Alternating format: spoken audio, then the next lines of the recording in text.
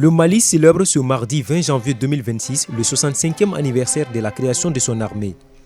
Une cérémonie solennelle présidée par le président de la transition s'est tenue au 34e régiment du génie militaire à Bamako en présence de plusieurs autorités civiles et militaires. Placée sous le signe de la reconnaissance et de la résilience, la célébration a été marquée par des défilés militaires réunissant les différents corps des forces armées maliennes. Dans son intervention, le président de la transition a salué la résilience du peuple malien face aux multiples défis sécuritaires et a rendu un vibrant hommage à la bravoure des femmes.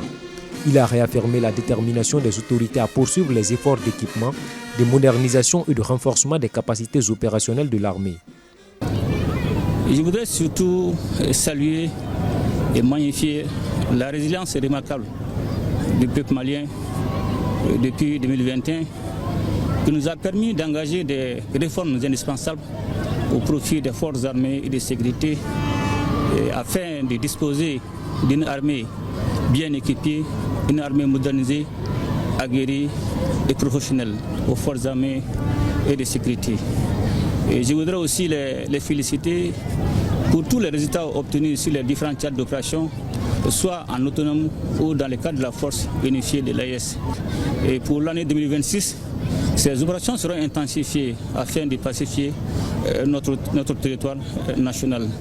Et cela va se passer forcément par le recrutement, le renforcement des effectifs, le redéploiement des femmes sur l'ensemble du territoire national, bien évidemment avec la construction de plusieurs camps. Évoquant un contexte sécuritaire toujours marqué par des violences, le chef de l'État est revenu sur les acquis enregistrés sur le terrain ainsi que sur le bilan des différentes opérations militaires menées ces dernières années. Ces différentes opérations nous ont permis de détruire plusieurs sanctuaires terroristes, la neutralisation de plusieurs chefs terroristes, mais surtout de provoquer l'abdication de plusieurs terroristes.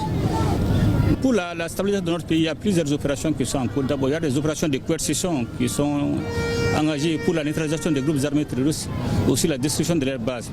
Mais aussi, il y a d'autres efforts, notamment les efforts de réconciliation, qui vont nous permettre non seulement de ceux qui prônent la paix, de déposer les armes et de rejoindre la famille.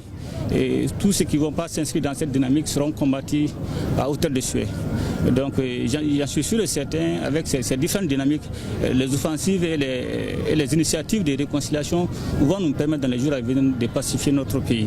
La cérémonie a également été l'occasion d'actes forts de reconnaissance et à forte portée symbolique.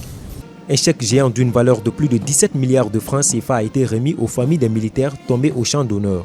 Dans la même dynamique, la veille de cette célébration, le président de la transition avait procédé à la remise d'un important lot de matériel au génie militaire. Cet appui logistique vise à renforcer davantage les capacités opérationnelles de cette unité stratégique de l'armée malienne. À 65 ans d'existence, l'armée malienne demeure ainsi un pilier central de la stabilité nationale, engagée aux côtés du peuple dans la quête durable de paix, de sécurité et de souveraineté.